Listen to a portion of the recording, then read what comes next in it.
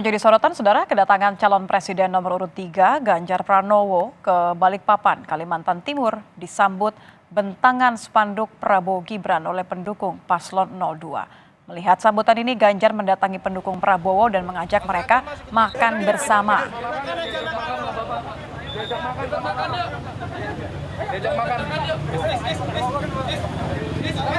Momen ini terjadi setelah Ganjar menghampiri pendukung Prabowo Gibran untuk mengucapkan terima kasih atas sambutannya.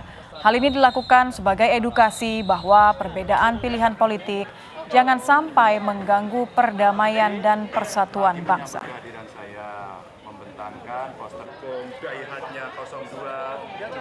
Lagi menyambut kehadiran saya, membentangkan posternya Pak Prabowo Gibran, saya ajak makan. Dan ini adalah relawan yang daihatnya Pak Prabowo. Jadi sudah berapa kali ikut? Oh, kampanye baru sekali ini? Oke. Ini daihatnya, tapi baru sekali ini. Nah, tadi mau saya ajak makan, mau. Temannya nggak mau tadi? Mau, tadi itu kabur. Oh, kabur? Oh, jangan kabur. Kamu pemberani.